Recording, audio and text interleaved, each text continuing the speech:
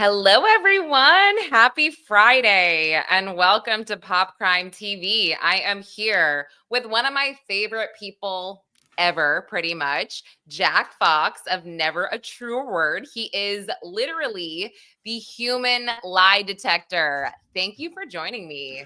Hey, thank you for having me here. It's Friday night here in the UK, so we're ahead of you, and we're just about to celebrate like one of the Fridays before Christmas. That's always fun.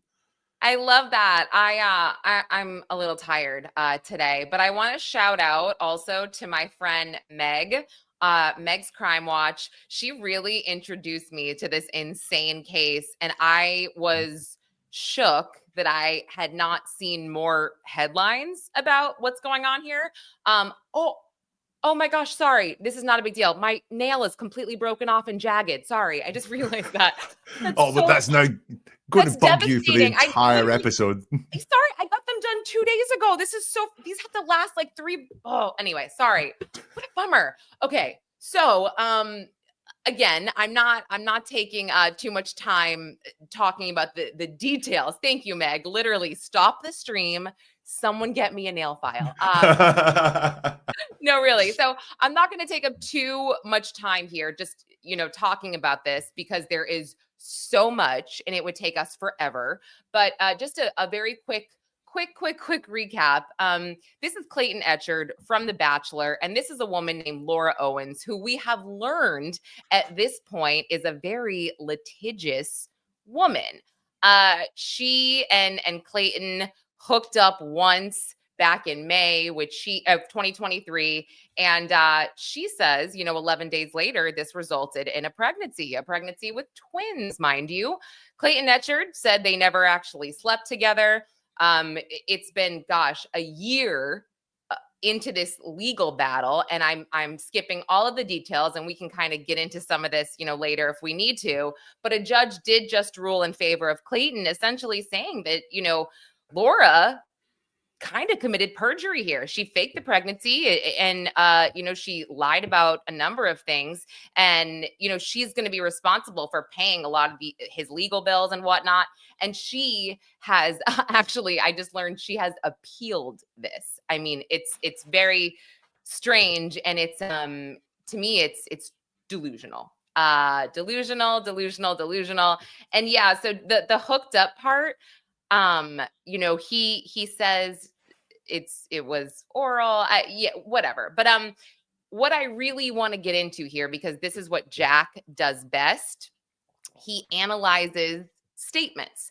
And a lot of the time, he doesn't even know the backstory of what's going on here, right? He has no idea. Yeah, nothing. I love it that way. So Lauren sends me things, and she's like, "I'm not going to give you context. I'm just going to give you words." So she sent me some stuff that I'm sorry, I can't even remember the name of the person we're looking at. That's the first time I've seen her picture. I don't know why, but in everything here, I was imagining that Clayton was black for some reason. So that when he put up this picture of this white guy, I was like, Yeah. "Oh, Yeah. I don't even know what The Bachelor is. I'm not really sad to say, to be honest." Oh my gosh, I love you. And like, here's the other thing. I'm not a big reality show person. I watch Love is Blind because it's amazing. But no, I wasn't really big on The Bachelor. But oh wait, I do have the timeline. The timeline is amazing, and I can share that after. But I do want to get to what we're really going to be focusing on here is Laura's this Medium article or blog that she put out in September of 2024. And just to touch on this before you get into the breakdown, I mean, this is it's a lot. I gotta say, just without having any context, the fact that you feel the need to write something like this and draw more attention to something that you claim has destroyed your life and weighed on you so much is really a head scratcher, along with the fact that it could be it's insulting, right, to sort of blame autism on your ridiculous actions, in my opinion. But Has she got autism? well, she's kind of saying, oh, I'm a late I'm diagnosed late with autism, and this is why I'm acting like this. I mean, that's essentially what she's saying. And I diagnosed neurodiversity through looking at this statement. yeah, no, it's like it's crazy. It's totally crazy. But let's get to it. Let's get to Cool. yeah, what's going on. I'm going to remove this for now so we can sort of focus on you. But so for people that don't know, there have been there's an online movement, Justice for Clayton, because Clayton is essentially the fourth man that she's done this to. And this is all factual. You can look these lawsuits up. They're alarming. But yeah, so let's get into it. Let's get into her statements. Yeah, so as Lauren said, like, I look at the words that people use because the words reveal so much, and it's so hard to hide things inside our words because we use so much of them. So that is what I look at. So this is the first time I've heard most of the story, and I really like it that way because that means that I'm not drawn into sort of biases or so on. So I'm going to start off with the part of her blog, which is the very first part you sent me, Lauren, where she says, in May 2023, I found myself staring at a positive home pregnancy test. Doesn't say it was hers. Oh, she takes no ownership of the pregnancy, this positive pregnancy test straight away. So that was the first line you sent me, and that's what got me. I was like, okay, I'm here for this. Wow. See, and these are things that I did not even pick up on. So you didn't even know the backstory oh my gosh. Okay. Wow. No. All right. Now I'm on the edge of my seat. I'm on the edge of my seat. Oh, wait. Well, the next line's just as good. So she said, Yeah. I found myself staring at a positive home pregnancy test after a year of celibacy. Now, I know this is a season of miraculous births, but you cannot have your own positive home pregnancy test after a year of celibacy. You cannot. It just does not work like that. I hate to break it to you kids, but that's how it goes. So in that very first line that I read, at the very least, I'm picking up storytelling, someone trying to do something dramatic here. Well, why would you want to do something dramatic? You would do that to tell a story, to increase the drama, to increase the believability, to get people to buy into your story. Or the other alternative, and the two things could both be in play here, I guess, is that it's a made up story. And when we haven't experienced something for real, we don't have the genuine words to make it sound authentic. We're relying on, well, what would I think someone in this situation would say? And we would write it like that. So no ownership of the home pregnancy test, the year of celibacy. Wait, so I did not catch what you said at first. The fact that she didn't take ownership. I mean, my mind is blown at that. That's amazing. But the second part, I had to read a few times. She found herself pregnant after a year of celibacy. So it's like, are you saying that you were celibate for a year and then you slept with Clayton, so that's what broke? I was like, what the hell are you saying? I don't, Well, exactly that. So when I tell you what I did this morning, I experienced it. I could do all the words that will go with what I experienced this morning. It wasn't that much. I went for a walk and got a cup of coffee. But I could tell you what I did and where I walked and so on. If I tried to tell you I took a spaceship to the moon this morning, I would have no idea what to say because I didn't take a spaceship to the moon this morning. So I would be making it up and kind of going, oh, what was it like in that film when the guy went to the moon? Or, what do I think it'd be like when I'm and very quickly you would be going, I don't understand what you're saying. I don't know what you're saying here. What's that? I don't think that sounds right. And that's what you got here when you have to read something to understand what she's saying. Yeah. She says, and my life unraveled. It was sorry, by the way, just to go on just again, the words we say are always really revealing, right? She said she took she had a year of celibacy. She doesn't say why, but that's one of those things. It's obviously a choice. There's also been a reason behind it. It's not but I don't want to say it's not normal. Celibacy is quite normal, and not sleeping with people is quite normal. But to give it that unusual statement of a year of celibacy suggests that she was having some problems leading up to this year. So it's a conscious decision to have this year of celibacy, or she's been counting this year of celibacy, and it's very sensitive to her for her to mention that. Right. You're so right. And that, to me, that's something I want to know. If I'm reading this wordy word salad blog here, I want to get to the things that I'm interested in. Why are you celibate? I know why you're saying you're pregnant. You're saying you slept with someone, but why were you celibate? But yes, continue. It was 11 days after I hooked up with my then realtor, Clayton Echard. By the way, Echard sounds like a battery-powered vegetable, doesn't it? Anyway, um, so we've got ownership. Finally, I hooked up with. So this is not a we hooked up or anything like that. This is an I hooked up with. She's taking all the credit for this hooking up there. And I think the other thing around that is at no Wow. point does she say only. Um, I think that hopefully most people's way of thinking about this is through dramas or films. When someone says they're pregnant and the guy goes, well, is it mine? And the woman says, you're the only person I've slept with. So yes, it is yours. She doesn't have any of that in this telling of the story whatsoever. He was So celibate though, right? And he was celibate, but hooked up with someone. okay. Suddenly, the structure and predictability that kept me grounded were gone. Now, that's what made me start to think neurodiversity. I didn't go with autism, but again, just looking at who this person is. So the structure and predictability, well, that's something that a lot of neurodivergent people find is very helpful, is having structure and predictability in their life. And she's saying they kept me grounded. So that's an indication that she wasn't grounded at some point before. So we've got some troubled past coming through here with the year of celibacy decision or counting the year of celibacy, and the implicit in what she says fact that she wasn't grounded because they were these things were keeping her grounded.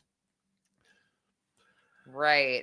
Sorry, I'm still thinking about the I hooked up. The fact that, I mean, she is taking ownership that she is, it's like you can almost tell just through that language that she was the aggressor here. She feels like she was the only one maybe that wanted this hookup, right? Yeah. I mean, just from you pointing that out, it's incredible. Yeah.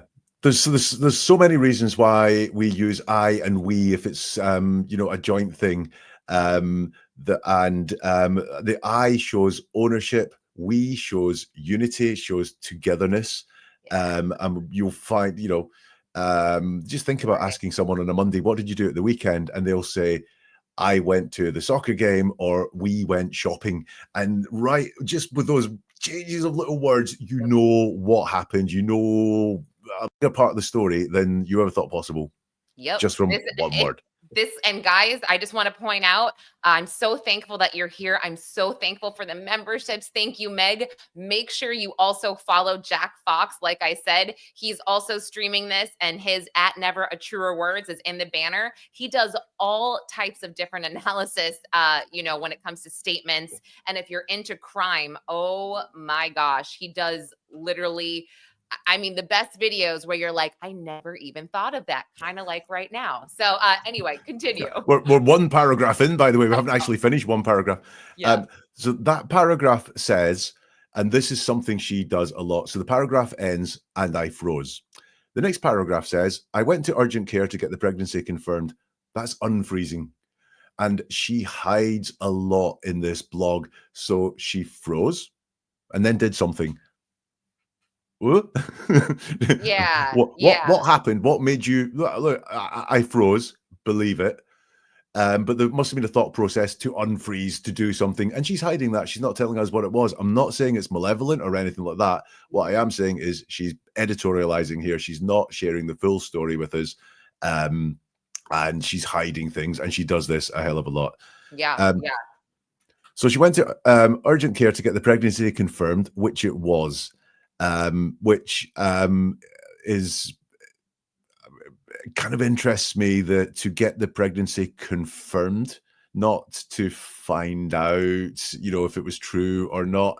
There is a little bit of classic language that we use around pregnancy where, there's just stock phrases that we use, and it might be one of those. Yep. Perhaps. Yeah.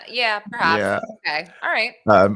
And I informed Echard about it. Now that she uses his second name there, right? So that is disdain for the guy. Not, and again, shows that not closeness. I hooked up, and she's talking about his second name there.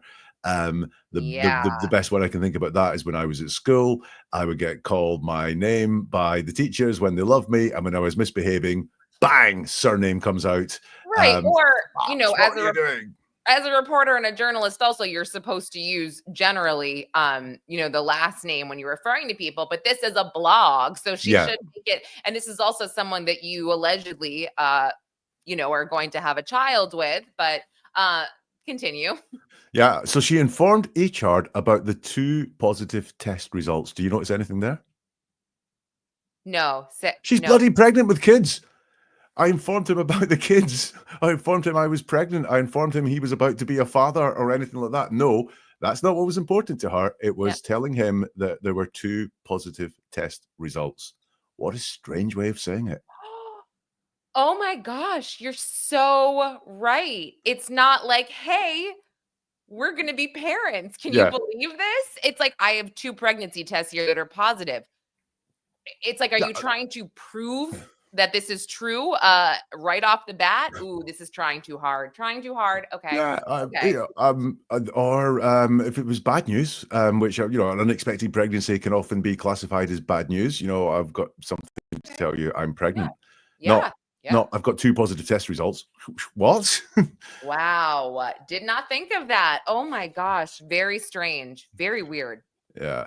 I even provided him access to my patient portal so he could verify it, which is not really in the words. It's just how extreme love. Yeah. But again, though, if you look at that extremity, so this is all a process. I informed him about the test results. I gave him the patient portal. Now, again, hiding. Why?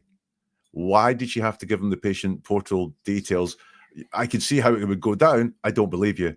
I am pregnant. Honestly, here's a picture of the test results. I still don't believe you. You could have got that from anywhere. Here's the login details to my patient portal. Go in and you will see. So it's a complete process, but she's... Oh, he froze. If you think about it logically, but she is not putting all those things in there. Okay. So, I mean, and here's something else. Sorry, you froze for a second. But again, I mean, she's already assuming, I guess, in my opinion, that he's not going to believe her or she's not going to be believed, because why would you offer, like you said, a patient portal or why would you want, I get it. Send the picture of the pregnancy test and be like, oh my gosh, can you believe this? Why are you offering access to your health records? Like, it's like, yeah, what? Yeah. Or it could be that he didn't believe her, that he said, I don't believe you, but she's not writing that in her story.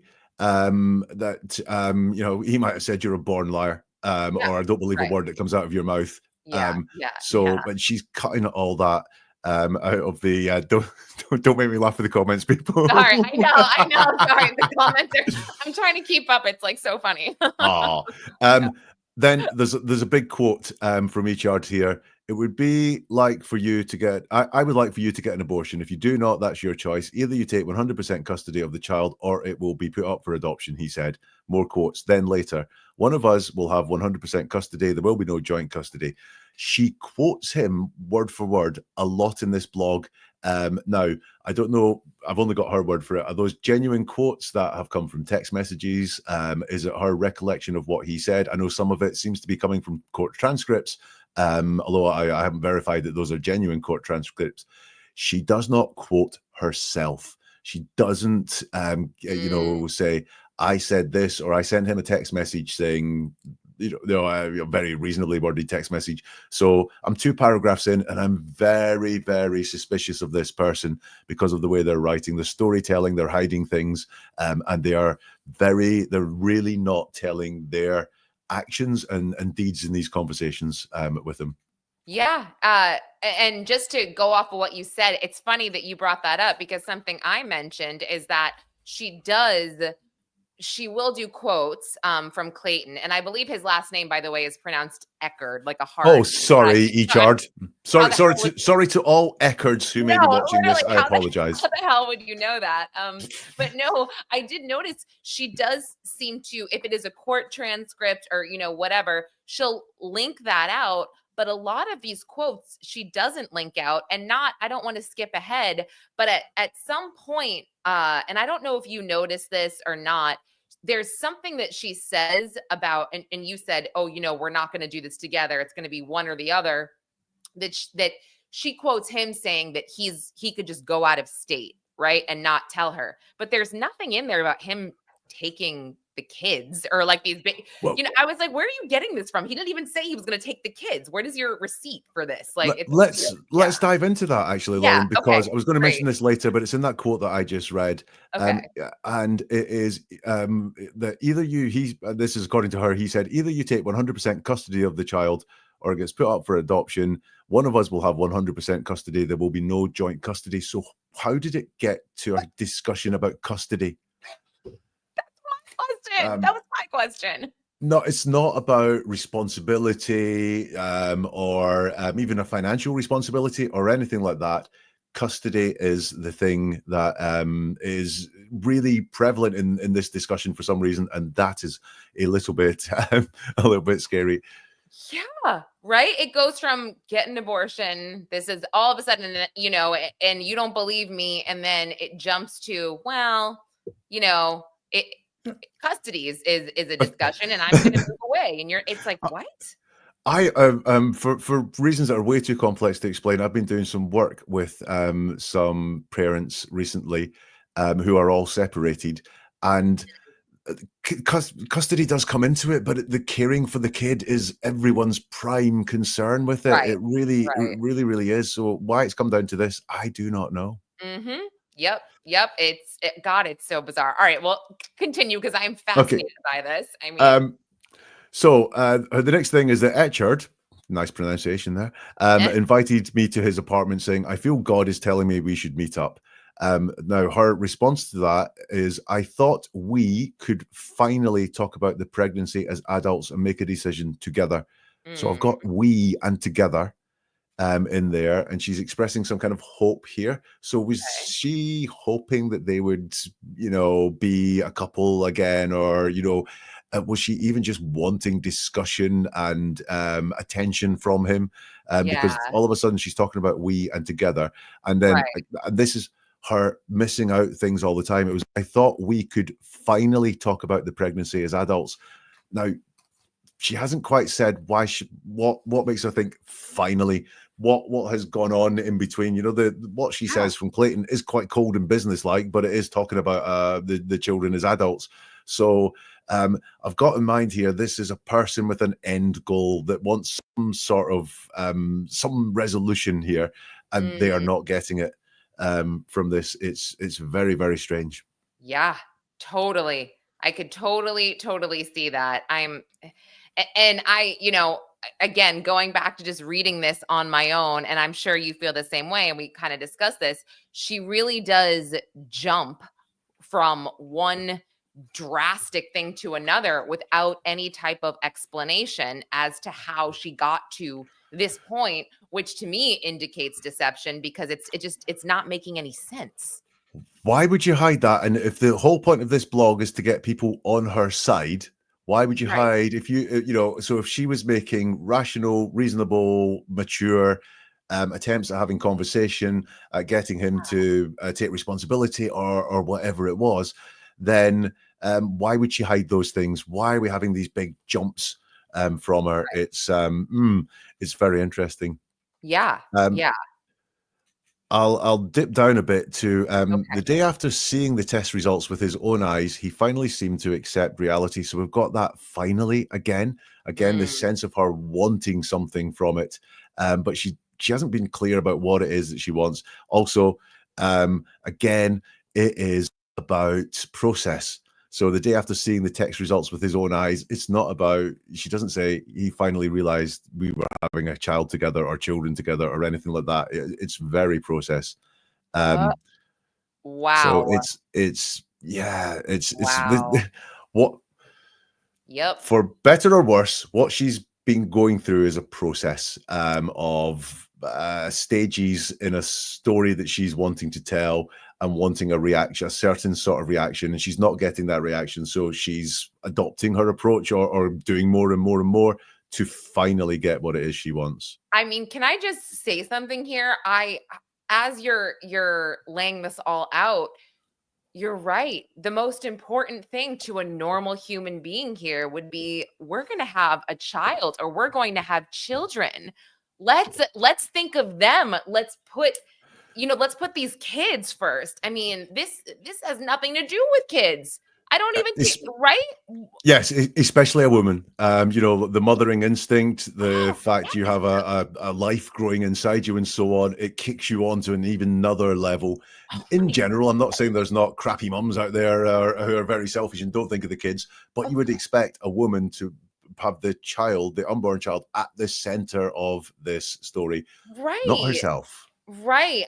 Oh my gosh. I mean, that right there is just like, it's just the obvious that is just looming over us here, is that you don't really care about having a kid or having a baby. This is not about that. This is about you proving something, or God, I don't even know, but continue. Sorry. Anyway, if anyone doesn't know the story, it's about to take an even weirder turn. Yep. So apparently, excuse me.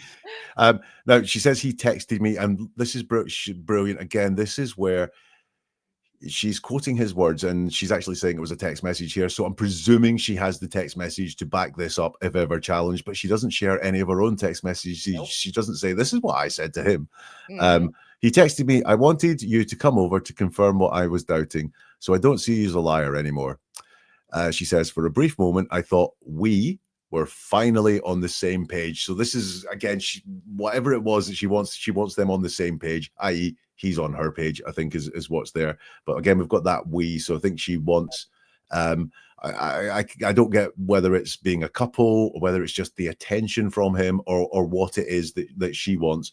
But she does want this. Yeah.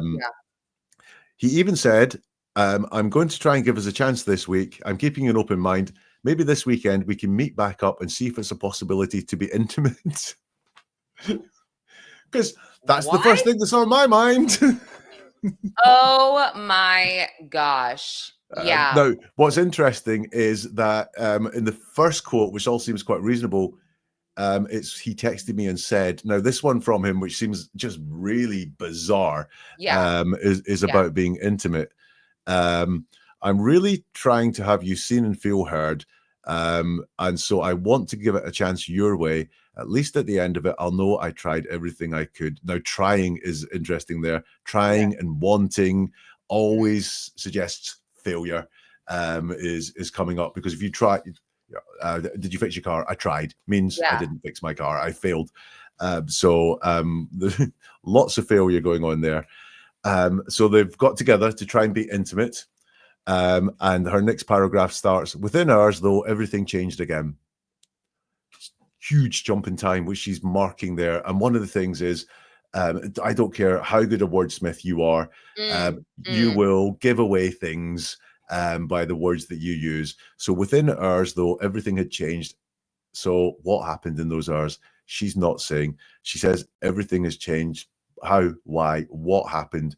Now, look, if it was him, she would say it was him. If it was him that was being absolutely crazy, off his head, a horrible person or anything like that, I would expect something like, very soon he turned and, started being nasty to me, or, I realized this was all just a ploy or anything like that. It's just within hours, everything had changed. No ownership in the change whatsoever. Why would that be? You're right, because again, my opinion is that he didn't really do anything. He's just trying to navigate this insanity that she's created. And you're so right. If everything changed, then tell us what changed. Tell us what he allegedly did that was so horrible. But my gosh, yeah, wow, okay. Yeah, well, I mean, she alludes to it a little bit, but Echard told me he had prayed about it and received an answer that we were not meant to be together in any capacity. Doesn't take ours. Yeah, that does not take ours. So, what's going on? Right. So, yeah. She then, the next paragraph begins, given his sudden change of heart. Again, sudden changes of heart don't take ours. No. So what's going on here? Yep. I thought maybe he was overwhelmed, and we've got that use of the word overwhelmed again. Projection of her overwhelmed because she's neurodivergent, thinks that everyone, and we all do it, we all think that everyone thinks the same way as we do, feels the same way as we do, reacts the same way as we do. So again, that was another thing that made me think neurodiversity there. Yeah. Anyway, uncertain or just needed some time to process everything. In my mind, having two parents involved was the best scenario. So again, we've got this. What does she want to? So she finally we can do something. Finally, we can do things together. In my mind, two parents was the best answer. So now I'm thinking she wants to be with this guy, or heavily, just having lots of dialogue with this guy might be enough for her. But, what she wants is the attention from him. But did you also notice again, no baby is mentioned. Two parents involved in what? Well, that's a really good point. Yes. You know what I mean? Like what? Yes. It's like, No. again, it's all about you two. It's not about a child that you're supposedly bringing, or children into this world, which again is bonkers to me. Well, you know what? A great spot, that having two parents involved in what? In what? Yeah, Each other. Yeah. Exactly. Whew. Now, this is great. If he had been open to seeing if we could figure out how to be parents together, again, the child is missing, great spot, and together is there, or at least co-parent peacefully. Where does that word peacefully come up? Or why, as far as what we've heard so far is she's gone and said, she hasn't gone and said I'm pregnant. Here's a positive pregnancy test, and here's some login details to some whatever. But we haven't heard anything that's not peaceful. We've heard him being cold, in her words, and saying, yeah, I'm not up for this. And, here's some rules. We've heard him say, God has told me that this is not here. There's been no lack of, there's been nothing unpeaceful there. There's been, as far as she's telling it, there hasn't been any rows. There hasn't been any screaming, shouting. Even anger doesn't appear in her story. And yet she says, finally, we could co-parent peacefully. So again, what is she cutting out here? I am shook. That is such a great point. What has been not peaceful? What about this whole exchange? It seems very, very quiet, very, very adult, I guess, or maybe not, in her case, but with him, he's kind of like, I don't want to do this, or what is not peaceful? You are so right. My gosh. Yeah. So, I'm now halfway down my second page on this. And I'm just, everything that I'm seeing, there's just these huge jumps in time and sort of non sequiturs where she mentions something, but we don't have any context as to why this is suddenly being mentioned. Hiding things. It really is hiding things. After this, over the next couple of months, I tried to reopen the conversation, hoping we could find common ground. How? She doesn't, again, what did she say? She's very happy to quote his text messages, very happy to quote his depositions. What were these things that she was saying? What was the approach she took? She doesn't say. Because it probably was a little stalkerish. If I had to just speculate here, I'm guessing, she didn't detail that because it was weird. Yeah. I'm going to jump ahead a little bit. I'm going to skip over some court stuff because then she goes on to more weirdness. Yeah. In an effort to get him involved. So we've got this word involved again. So I think he has gone arm's length. Yep. You're away from me here. And she wants to have that involvement with him. And I think that's a great, to that thing I was trying to sum up of what does she want from him? I don't know if she wants to be in a relationship with him. She just wants to have contact with him. She wants to have him dangling at the end of her hook. She wants to be involved with him, I think. And she said there, in an effort to get him involved in the decision-making process, again, it's so clinical. It's not involved in his child's life or anything like that, or his unborn child. I invited Echard and his family to 5, sorry, we don't have them in this country, OB-GYN appointments. I know what they are. OB-GYN, Yes, but we would call them something different in this country. My mother had even reached out to his parents to try to include them in the process. Oh, yeah, this part got me. I'm excited to hear what you have to say. I'll come round for the but she calls it a process. You notice there again, process. Mm-hmm. I hope that hearing directly from a doctor might make the situation more real for him, might push him to finally engage with the pregnancy. So we've got engage, involve. She just wants attention from him. She wants to be involved with him. Maybe, just maybe, he'd step up. Hasn't he? Yeah. She hasn't said that he hasn't. I have no idea whether he's stepped up or not there. Anyway, you'll be delighted to know each time he and his family showed no interest in attending, and I couldn't bring myself to face it alone. That's what got me too. She talks about her family, right? Yeah, 2 I mean, sentences so above, but yeah. her mom is trying to get other people to attend these appointments, but won't go herself. Yeah, so I'm glad you brought that up because I read that and I was like, wait, you just said your mom specifically, I'm assuming, most likely, her family is supporting her in this. So why would she have to go alone? It's like Yeah, you only want to go with Clayton and his parents, and if you yeah, can't, then you're not going. yeah. That's bizarre. And what you've got there, I think you used the word stalker earlier, and I think what we're seeing hidden, and we're seeing a ramping up in the wording. So it's co-parent peacefully. That suggests there's been a lot of strife and a lot of stress. I think that she is going higher and higher and higher, and trying to involve the family. So it's this is not working. Just me and him is not working. So I'm going to try and involve some more people in And this decision. Jack, you said something about her thinking that if she brought a doctor into this, or he attended these appointments, he would take things seriously, or whatever you said, something like that you said. But it's like, what would that change exactly? You know what I mean? What are you hoping for? I don't know. It's not making a lot of sense to me. And also just knowing that, she wasn't ever really pregnant. It's like, I want to see these text messages. I want to see exactly what she was saying to him. And if he did say, okay, fine, I'll go. Well, then what? What would she say? Would she have to make this miscarriage happen sooner? Would she have to?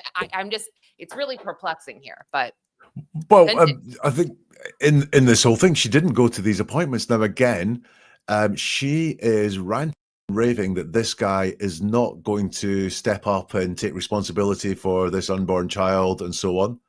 She didn't go to the appointments, which are, pretty damn crucial in the whole pregnancy thing. Well, I was going to say any mother here would know that the initial appointments, ultrasound appointments, I mean, listen, they're all important, but at the beginning, I mean, I had to go a lot, I had, especially, and hear me out. You don't know the history, but allegedly she's had other miscarriages, right? So if you have a history of miscarriages, girl, you got to go to those appointments. They got to give you progesterone. They got to give you shit to keep that baby in there, or those babies in there. Twins, maybe she didn't know at the time. Hello, high risk. She's just not intellectual enough, I guess, to do the research as to where, these statements, like, factually, they also don't make sense, right? What you are describing is a stream of consciousness, right? That proves that, or indicates, in our opinion, that she's being untruthful. But there's also the factual basis of this. It doesn't make sense. Yeah. Again, I couldn't bring myself to face it alone. I cancelled those appointments. Now, that's an interesting choice of words. It's not I didn't go to those appointments. I didn't show up. I cancelled them. So to cancel an appointment, you have to cancel an appointment before an appointment. It could be 5 minutes before, it could be 5 days before. But it's not I didn't go to those appointments. It's I cancelled those appointments. So what scam was going on around these appointments? What was her plan around these appointments? Because I don't believe she couldn't face going alone. I don't believe that she had to go alone, judging by her words. So what was going on there? Then she says I cancelled those appointments, suffocated by the thought of sitting there by myself. Now, that word suffocated is not one that we've heard before in all of this. Suffocated is about death and so on. And it was quite a dark word in the middle of all this. And I very often zone in on unexpected words. So she's going to use overwhelmed in a minute, and I'm zoning in on that because it's a repeated word, but it's not an unexpected word when she says overwhelmed. But suffocated, I thought, was a very interesting, much more vivid than any of the other words that she's used. She's been very process driven, but this feels all a little bit, that feels a little bit more emotional. Do you think that was potential leakage at all for the miscarriage to come, or? I mean, after the overwhelmed, it's overwhelmed by the uncertainty and the pressure. So suffocation and pressure are two Mm, very similar words, aren't they? yeah, Things yeah, bearing down on you and so on. Which is, I mean, overwhelmed by the uncertainty. Again, doesn't seem to be much uncertainty. He's not coming to these appointments. So are you yeah, just chucking the old words out there?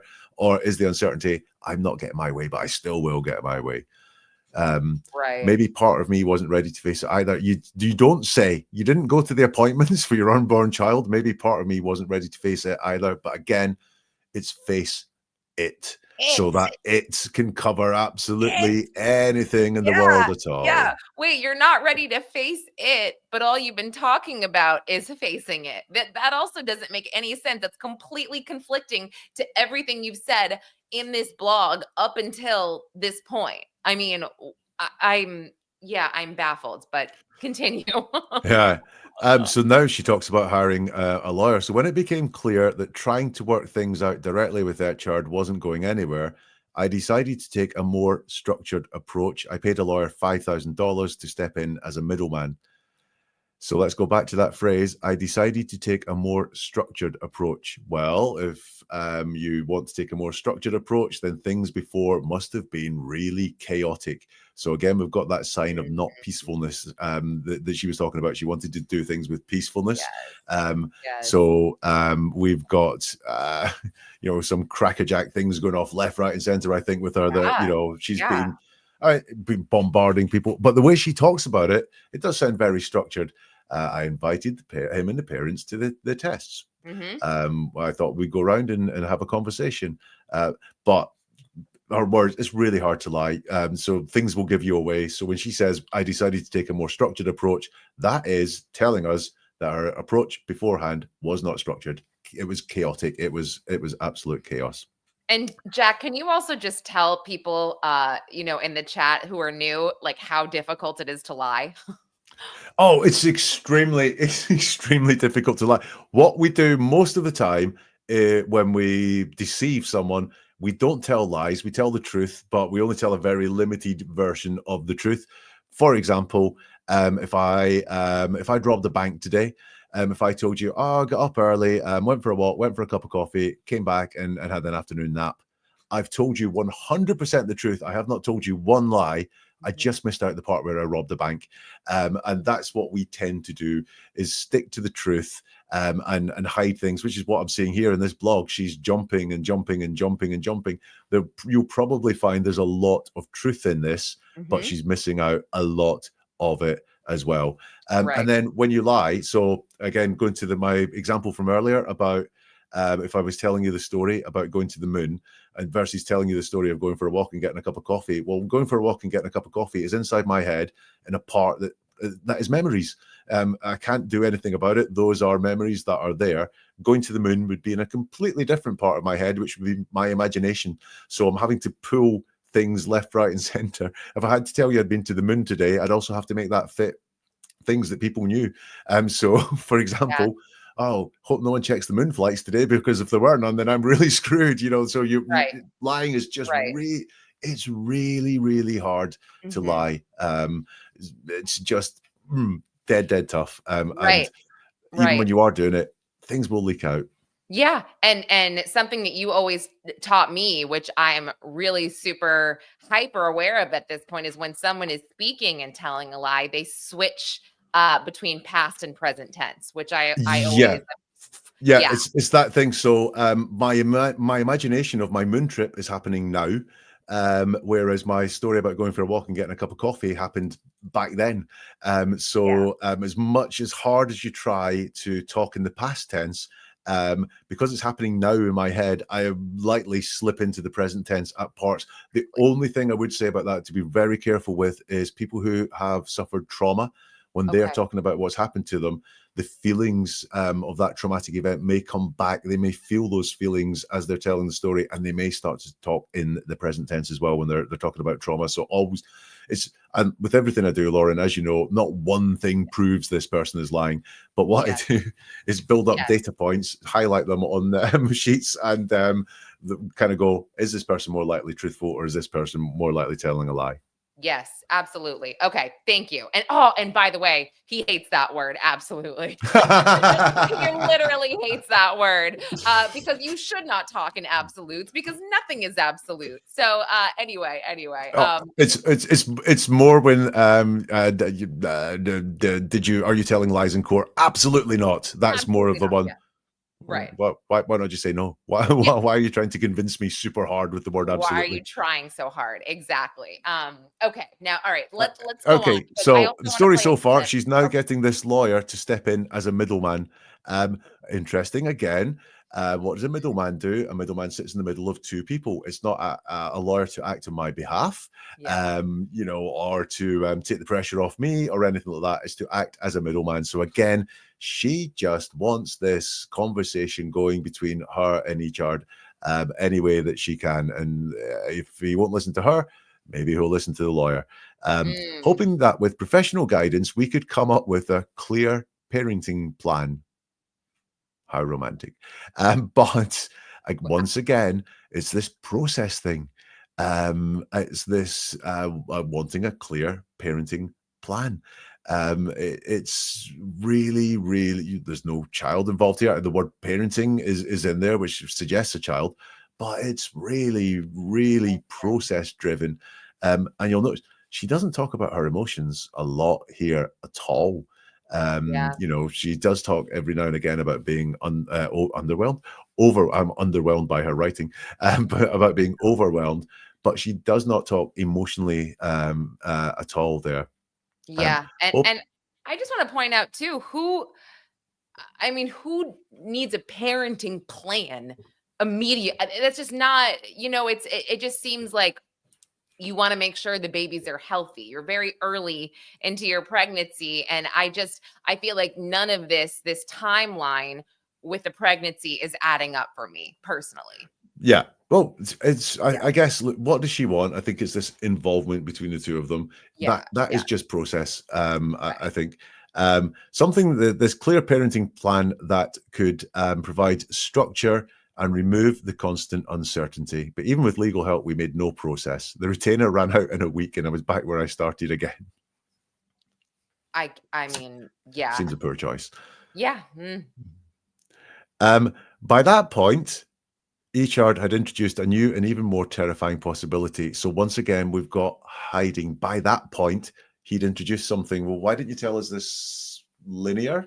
Do you Mm, know, like, so why yeah. are you not telling Yeah. us just event, event, event, event? Because that's what you're doing. Mhm. You're telling us the story. But all of a sudden, she's going back in time.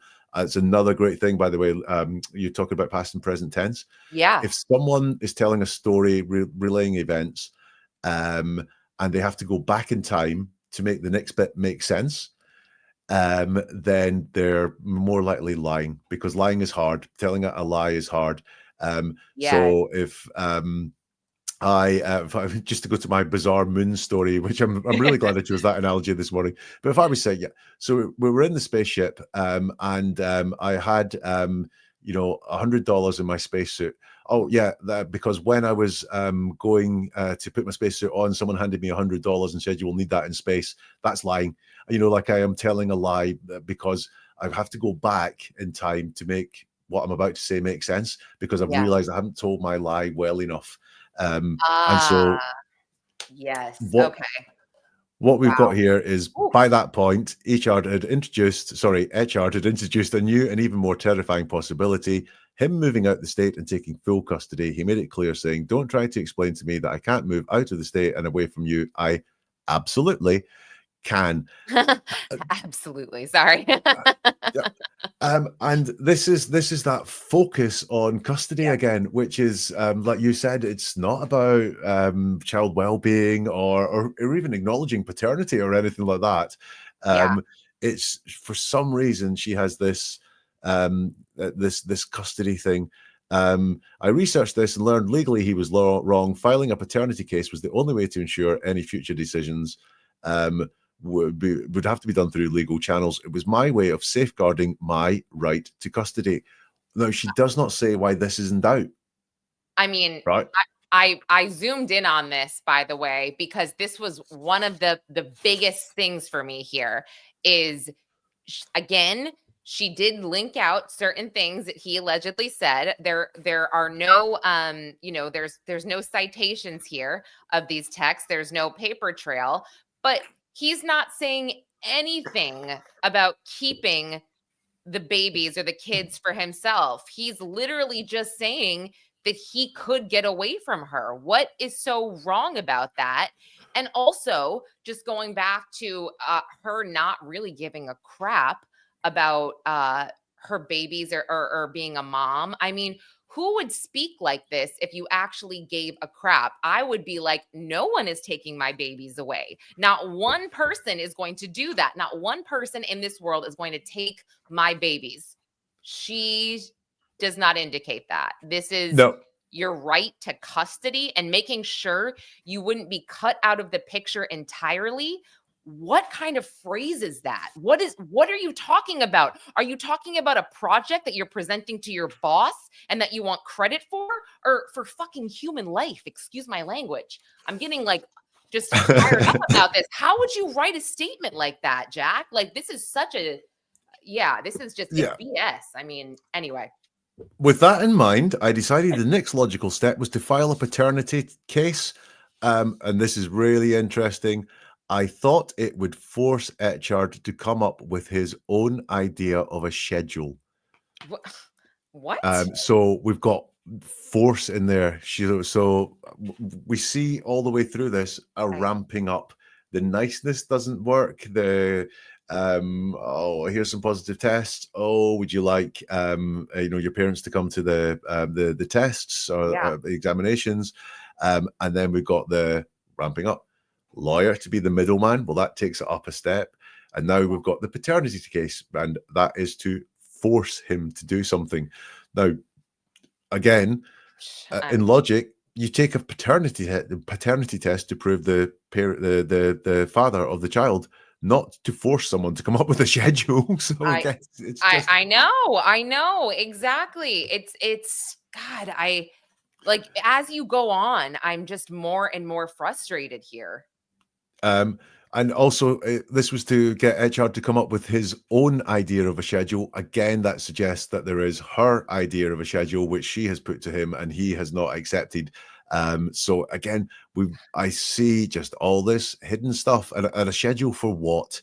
It seems like a schedule for, I mean, I don't know how this was going to play out if there was no kid, but is this just a schedule for contact between the two of them? Is that really what she was looking for?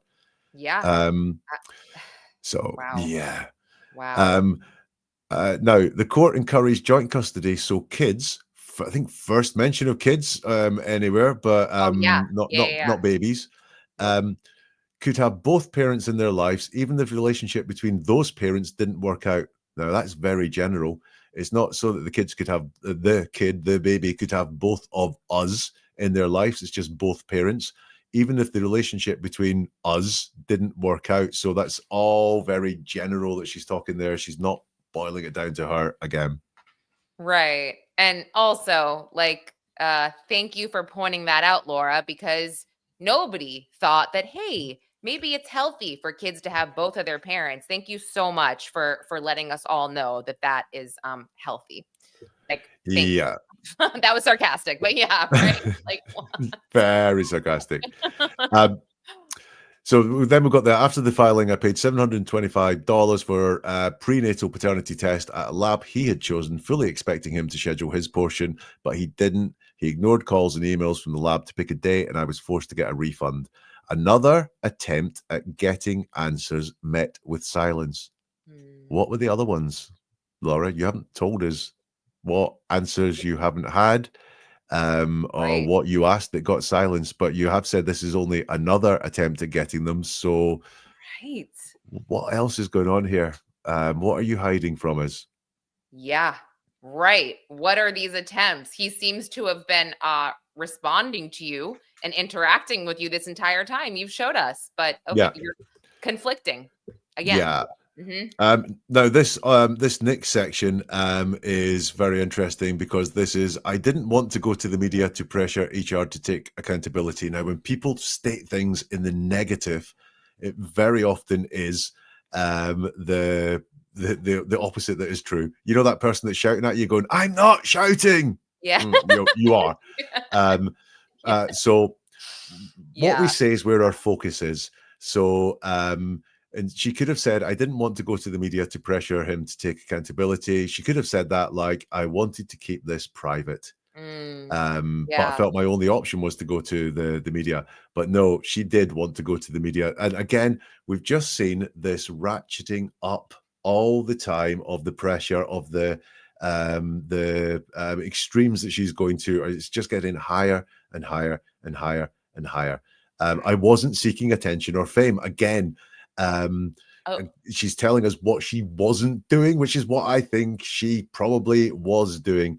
I even asked to remain anonymous. She could have said, if she said that the other way around, I wanted to be anonymous, attention and fame were not for me, I would have gone, right, she started with anonymous, but she didn't. She starts with attention or fame, and anonymous comes second there. So, and then we have, I wasn't after his money. Far from it. Well, do you know what? Again, she's telling us what she wasn't doing, and no one's mentioned money so far whatsoever. Nope. But far from it. So again, simplicity reveals, complexity conceals. If it was, I wasn't after his money, okay, far from it. Oh, now you're working really hard to convince me of this. So I'm actually going to go, why are you trying so hard to convince me you weren't after his money? And what is far from not being after someone's money? Well, that would be she wanted to pay him. You know, if you think about it logically, far from it, I was wanting to give him lots of money. Yeah. So, yeah. Right. And just going back to what you said, just for new listeners and watchers here, you mentioned the order in which somebody says something and how important the order is. And I think that, you know, you see this a lot in statements of, let's say, a parent who is missing a child, where there might be some speculation that the parent is involved, right? Like I've seen statements where the parent says, I'm exhausted from searching. I wouldn't wish this on any parent, which is making it about them. And then they go on to say, you know, I want to find my kid, whatever, you know, and that should be the first thing that they're saying. Yeah. You know, yeah. So yeah, the way we order things is so revealing about what's going on. So yeah, I think she did want his money. Bizarre statements about the process he'd done for her. He'd been my realtor. He'd followed through with submitting 2 offers he claimed to have made in my half months before. He would have earned his commissions. Money again there. So all of a sudden, this paragraph has just taken a whoosh to actually money, public pressure, DNA test. This is all of her focus here, I think, has moved on to becoming well known and getting some money out of it. Right. And she had to add this little dig, like a professional dig, right, to his profession, which is a realtor. If he would have followed through, it's kind of like, okay, honey, you got that in there. There you go. You feel better, right? Yeah. The very end of that there, the situation was spiraling out of control. I needed answers from him. To what? What? Again, it's the second time any attempt at getting answers met with silence. I've got a picture here in my head of that, you know, that really annoying person. It might even be, you know, like a salesperson might come at you and they might say, oh, I'll give you a call back and I'll offer you a better price in a couple of weeks. And you go, no, I'm still not interested. And you like the salesperson, so you're kind of nice to them, but they keep going and they keep going. And eventually you just start ignoring their calls and going, I'm not having anything to do with them. That is what I feel is going on here, where he's taken the high. Look, some of the stuff that's in the depositions is there. He's not that great a person at times as well, but I think he's taken the high road of, I ain't having any more conversations here whatsoever. Right. I mean, oh my, I would like to just quickly go to part of his deposition, if you don't mind. Just go for it. Because I do feel like we've gotten to, just quickly, we've gotten to the meat of Laura's Substack of her blog here in terms of she's not being truthful. She doesn't even know what she's saying. She doesn't know what the hell she wants. It indicates to me, just in conclusion here with that whole thing, without going through all of it, that she her purpose is to entrap him somehow. Yeah. Whatever that might be, right? Do you agree? Yeah. Just based on her statements. And just the rest of the blog that we didn't look at is extreme. I won't use the word stalker, but she starts quoting him from interviews that he's done and magazine pieces about him and so on. So that just suggests obsession. Right. I mean, you're right. She refers to a Daily Beast article saying he's an F boy. And I want to be like, right, you're taking that as he's some kind of like skanky guy. That's not even what it means. Like, learn the meaning before the slang, I'm just saying. But let me pull up just part of this deposition because, well, we'll just play a little bit of it, just a bit. Me, I always like to play things sped up, but we won't do it for this. Do you have a specific part of the? It's no, 6 minutes, but just yeah. Okay, beginning. Pull out anything, yeah. Oh, hold on. Sorry, it's.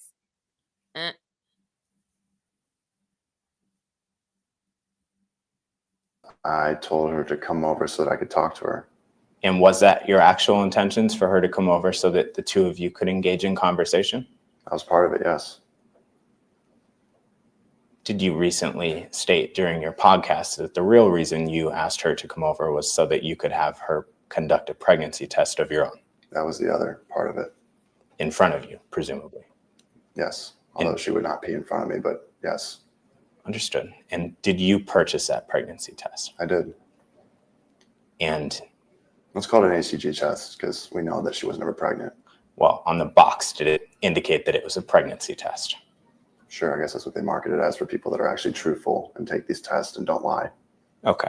So you purchased this pregnancy test. Did you tell my client prior to her arriving at your house that you were going to ask her to perform the pregnancy test? No.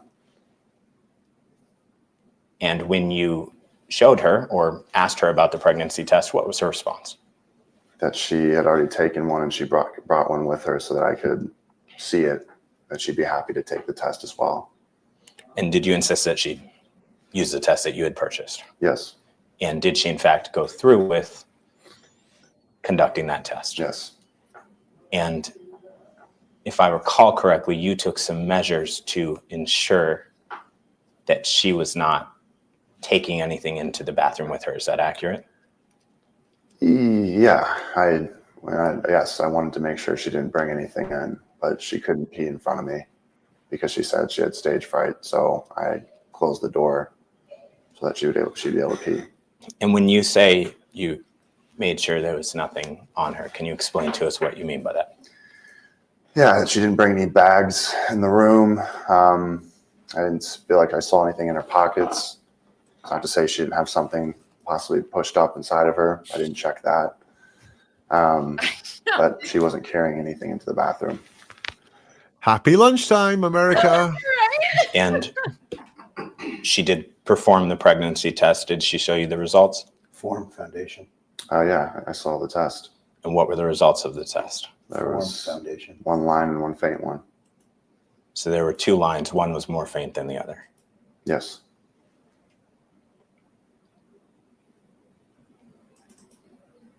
And at this point, did you believe that she was pregnant? I had a moment of disbelief. But yeah, at that moment, I thought maybe she had actually successfully trapped me by inseminating herself. That was my belief. Oh.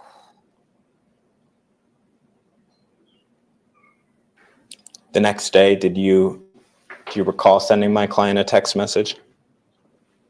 Yeah. And did that text message state that you were going to give her a chance? Yes. What do you mean by that? Well, she had said that she wouldn't have an abortion unless I dated her. So at this point, I had no reason to be truthful with her. I told her I'd give her a chance so that I could try to find a way to potentially end the situation. So when you say give her a chance, you're referring to, if I'm understanding correctly, you would give her a chance with regards to the two of you having a relationship.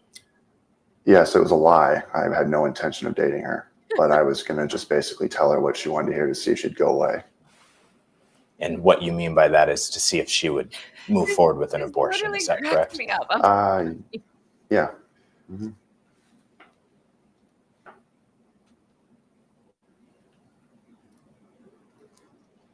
And in fact, after this pregnancy test, we'll isn't stop it true? this for now. We just wanted to play a quick clip of this. Nope. Not for the first time. Lauren has left me on my own. I'll talk a little bit about the deposition there. That is what someone looks like when they are being mostly honest. Depositions are a little bit hard because you're maybe trying not to say too much. Sorry. But when he was asked questions, hello, I'm educating your audience on depositions. I know I kicked myself out by accident. I thought you pressed the wrong button. No, I wanted to play just a quick part of that, but I mean, sorry, I'm laughing, but it's like, it's not funny. It's his life and it's weird and bizarre, but what do you make of that? So I was just saying, he's mostly honest. Depositions are a little bit weird, but he was being asked yes, no questions. That's a question you can answer with yes or no. Mm-hmm. And some of them he was only answering with yes. Some of them he was yes and then filling in more. That's an indication of truthfulness. When you're asked a yes, no question and yes or no is a big part of the first words of your answer, then great. The one where he didn't do that was the one where he was asked, did you believe she was pregnant at the time? And he didn't say yes, and he didn't say no. He went, I believed it a bit and thought she finally trapped me. I don't know what he was hiding there, whether it was I still didn't trust her, I didn't think she was pregnant, or whether it was I was like, crap, I think she's got me. I think it was a little bit of everything. I actually think that was him truly not even knowing what he thought, because it was so bizarre. Because I do feel like in his mind, intellectually, he's like, we didn't have sex, but I did finish, right? But we did, so he's thinking like, I guess we've all had those moments, right? And not to bring it back to Karen Reed, but like, I hit him. Could I have hit him? Like, I feel like it's one of those moments in your head. How do I always get back to Karen Reed? Right? He's having this moment. Like, you're pretty much just like the internet. Karen Reed has not disappeared off that either, so you might as well. Right. It's weird. I'm just like, so that's what I took that as. Like, he doesn't even know what to think anymore. But take it right back to her blog. So you've just spent what was that, 3-4 minutes listening to him talk about that, and we know why he had asked her to take the pregnancy test again. He knew he doubted that she was pregnant in the first place. She comes round and he's like, basically, here's the pregnancy test because I do not trust you on those ones. And he said why, because there was no intercourse took place. He's very suspicious, etc., etc., etc. We got none of that from her blog. None of that from her blog whatsoever, which is that thing of, I don't think that, with him, there was no jumping around. There was no, I didn't think he was hiding the truth or anything like that. Some of the stuff he said wasn't the thing from the nicest guy in the world at all. It was, some of it was a little bit controlling or a little bit kind of like, who's going to get me? Not her. But I did get truth. Yeah. And one of the things I think that we all could learn sometimes is that it's entirely possible that someone is very dislikable and also honest. Right. Sure. Exactly. And this is funny. Like, so Meg and everybody in this chat, they know this case and they know everything, inside and out, all of the details. And there are so many details in between here. I have seen that there have been some requests to have you review an email that was written. So, I saw someone send that on X, and I try to ignore everything. I don't want to know too much when I've done an analysis. One of the best parts of my day is the next day when I go Google and go, oh wow, this is a nuts story. So I have seen that email being sent around. I haven't had a chance to have a look at it. Okay, so maybe we can do this again where you look at some of that stuff and the Yeah. email and everything. But just quickly, to wrap things up, because I know you have to move on with your night. It's I Friday know. night. I've got a curry waiting for me on the other side of Manchester, Oh, so I okay. cannot Okay. wait. So just really quick, reiterating, you knew nothing about this drama, this case, what's going on legally. You just know statements from her on her Yeah. blog and some of Clayton Echard's deposition. Yeah. Who would you say is lying? What is your expert opinion? And this is opinion based on his expertise. My expert opinion is that Laura is hiding way too much. And a lot of her stuff just does not make sense. There is so many red flags of deception in that blog that I would have to say, I don't even. Sorry to really get. She's making a lot of stuff up in that blog. She's hiding things.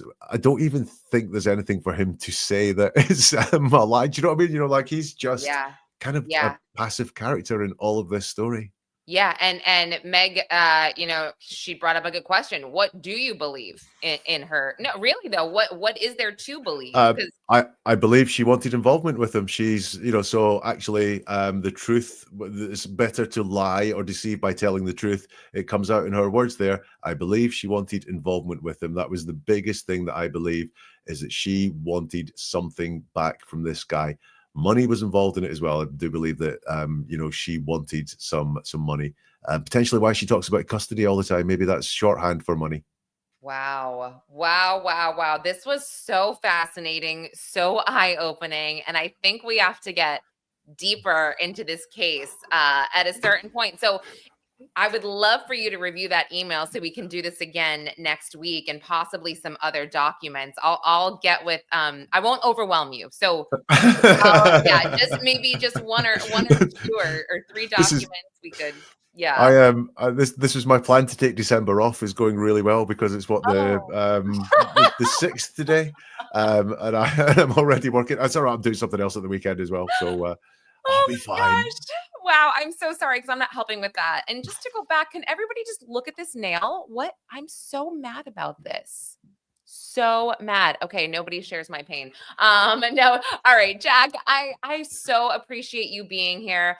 I'll kick you off and I'll say thank you to everyone else for being here for a minute. My new listeners and my new subscribers and members. And guys, like I said, don't forget to subscribe to Jack's channel for more fascinating content like this. Oh, you will love what's coming at the weekend if you do. Ooh, what's coming up? Oh, have you heard of the Watcher, the Netflix drama? Yes, I love that show. Based on a true story. Oh.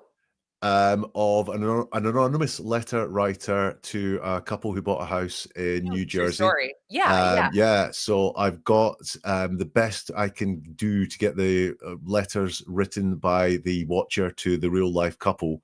And over the next 4 Sundays, we will try and work out who is the Watcher. Not necessarily the name, because we've only got one character, which is the person that wrote the letters. Yes. But where do they fit in the story? Where do they fit in with the life of this house, this neighborhood, or this couple?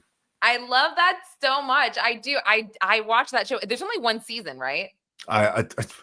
Lauren, you know me. I don't know anything about these things. You tell me. No, I think there's only one season. I believe. I thought they were going to make another one, but I have to look into it. Wait, that is so funny. Okay, well, I will let you go. I will let you go to your dinner. Have so much fun. And we'll be in touch soon about another one of these, okay? It's been a fascinating one. It's just wild, and I love things like this. I know. All right, well, thank you so much again. Thanks for having me. Bye. Bye-bye. All right. Hey guys, so that was so fascinating. If you like Jack's content, you have to subscribe to him as well. I send him everything, and now I am just so hyper aware of everything I say. And I mean, there are times that, and I've said this, that I've caught myself in these lies, I guess. And one of them in particular, which happened like 2 days ago, it was my husband. He was talking about my bathroom drawers. My bathroom drawers are very they're cluttered.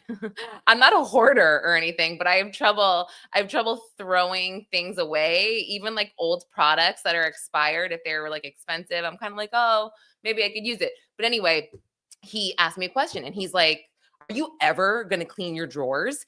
And I just found myself completely dancing around his question, not being direct. And I'm just like, my God, no, actually the answer is no, I'm never going to clean my drawers. There you go. But yeah, it's so interesting. Oh, Jody, thank you so much. So again, for those of you who are new to my channel, I do contribute on Nancy Grace sometimes as a reporter. And I was on the scene in Midtown. I went to the Hilton about 4 hours after Brian Thompson, the CEO of United Healthcare, was shot. It was pretty crazy, but not as crazy as you would think on the scene. But if you join my live stream, I don't want to say I'm like proud, but all the information I got on the scene earlier was pretty much all they shared during the press conference, which I found out 2 hours before they actually shared this, that the cell phone was found in the alley, the water bottle, and the fact that he was hanging around for 5 minutes, and the Starbucks and all of that. I found all of that out before. So it does pay off to be at the scene and on the scene and talking to people, even though we're eventually going to get the information. It's nice to be first and to have the information before anyone else gets it. But I also want to just welcome the new members. And Meg, thank you so much for everything and joining and introducing me to this very bizarre case that now I am just going down a rabbit hole. I mean, I read last night, my eyes were very heavy. I was trying to keep them open, and I just was reading some of her Substack, Medium accounts, whatever, her blogs. And I was like, I'm so confused. And I'm honestly exhausted from trying to figure out what the hell she's saying. It's so confusing. And it's like, when there's truth, it's kind of clear cut, if that makes sense. So thank you so much. I'm so happy you're here. Did I have nightmares? I have nightmares about a lot of other things.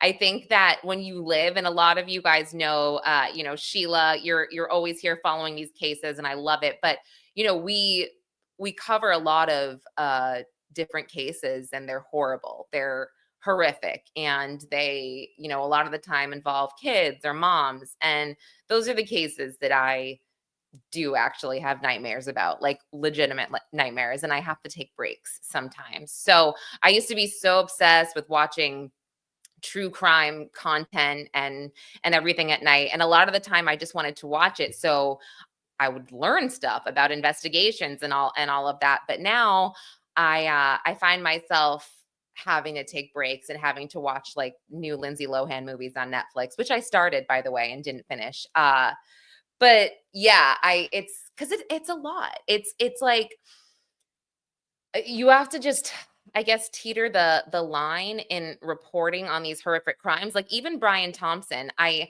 was, oh, Jack, there you are. Have a good night. Have fun. Have a drink for me.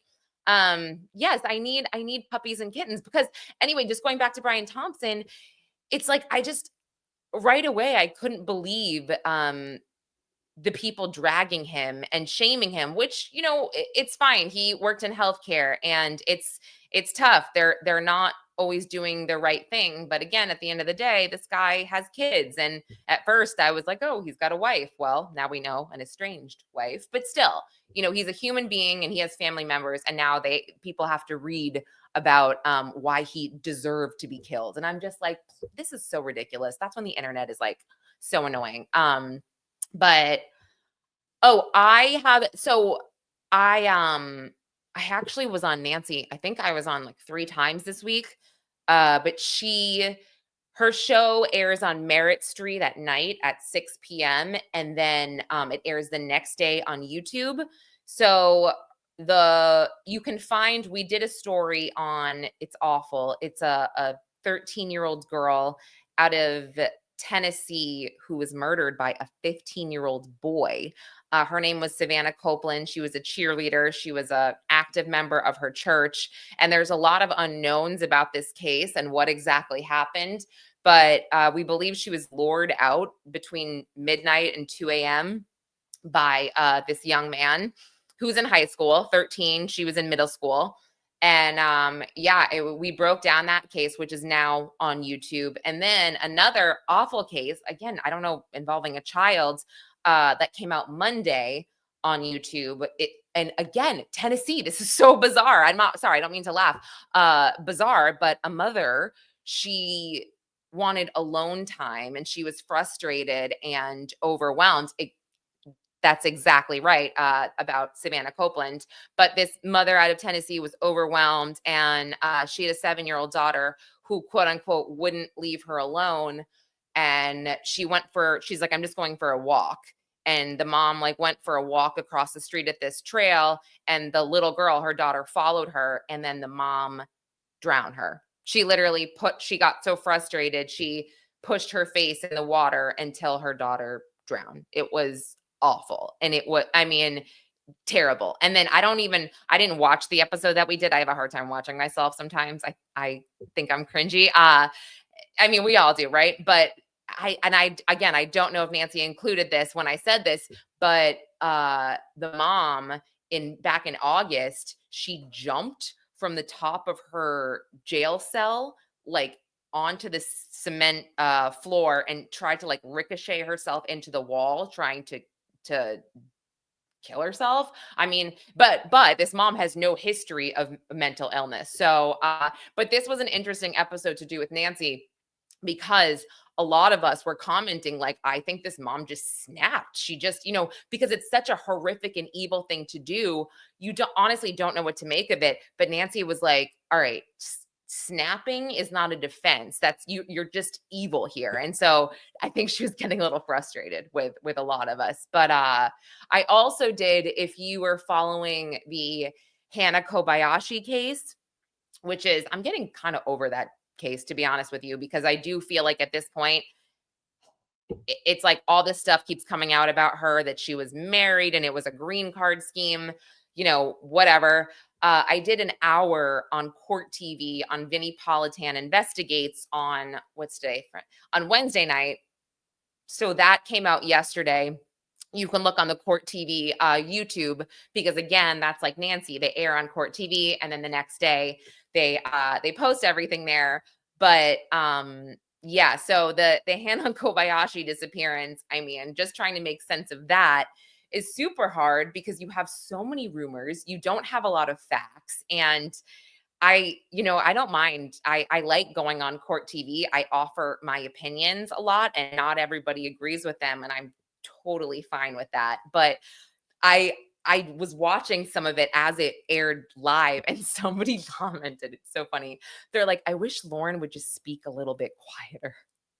And I was like, oh, you know what's weird? I do have this thing where I yell a lot. I don't know. I can't help it. Even if I think about it, I can't help it. And also, people don't like my opinions all the time, but that's completely fine, because I love all opinions. I don't think my opinions are necessarily right. Sometimes I just can't help it. It's just word vomit, stream of consciousness. And yeah, I'm from New York. I yell, and and this is what happens. This is what happens. One other thing that I also want to cover again, because I have not gone back and done an update on this. If you guys are also following, and this was super bizarre, so random, but McCall, South Carolina, last week, this is the very small town of 2,000 people, where the entire police force resigned on, I believe it was November 21st. And then 5 days later, you had the mayor of the city he died in this car crash while he was quote unquote being pursued by the Marlborough County Sheriff's Office. Sorry, I can't even say Marlborough. So it was very confusing because it was like, hey, wait a minute, is there more to this story? The police force resigns, and then 5 days later, you've got the mayor. He drove his car right into a tractor trailer. So right away, I thought to myself, okay, is this a suicide? I mean, this seems very bizarre, but without having many details, right? So I started to look into this, and also the fact that he was quote unquote being pursued. And this report, by the way, came out from the coroner, which I thought was really bizarre and random. So I got, I post about it on Facebook, and I find that when I post on Facebook, that's when I have most sources reach out to me. So I had a couple people in town say, hey, I want to remain anonymous, like probably 4 or 5 people. But they're like, we want to tell you what's going on. And I'm like, oh my gosh, tell me what's going on. So it has not been announced yet or officially ruled, but most likely the mayor did die by suicide because his family had received texts that day of him threatening suicide. He and his wife were split up, and apparently she was, and this is this part right here, I don't know factually, I did not double check this, who she's dating, but she's believed to be dating a police officer, maybe in McCall, maybe in the county over. So he was having trouble with his wife, and then the town itself was in shambles. They literally lost their entire police force, and this had been going on for the last year. There had been a lot of stuff going on. Okay, additionally, something that I uncovered, which is horrible, this mayor, his son, was in prison because his baby, I don't know how to say this, his baby died, his son's baby, so George Garner's granddaughter, died by shaken baby syndrome, and not allegedly, the son was convicted. So his son did it and is serving time in prison for killing his newborn by shaking her to death. So George Garner was also dealing with that. I mean, the loss of his grandchild and his son being in prison because of it. So he had a lot going on. And I will do an update on this.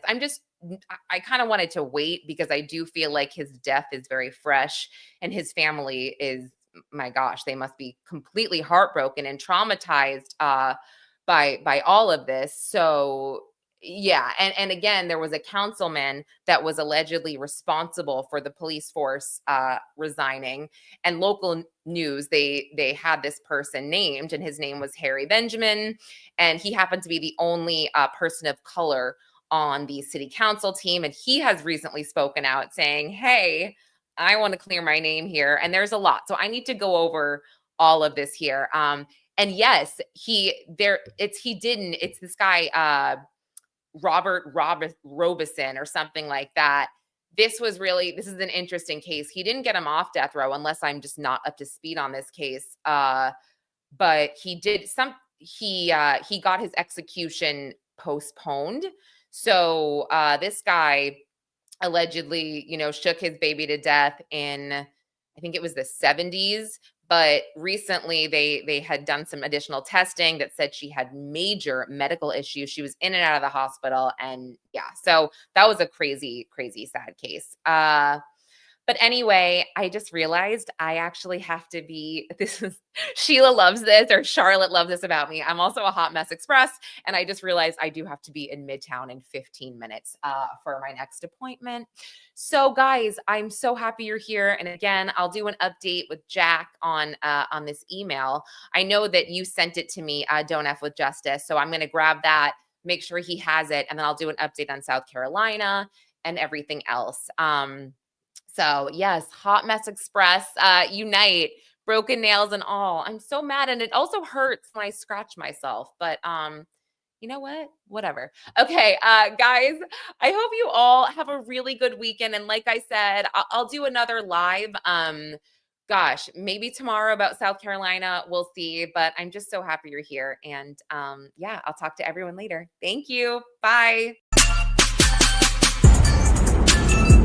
Of that 9 bad lines. And Ted Cruz said, look, if you're not into geopolitics, you won't notice this. I mean, hello.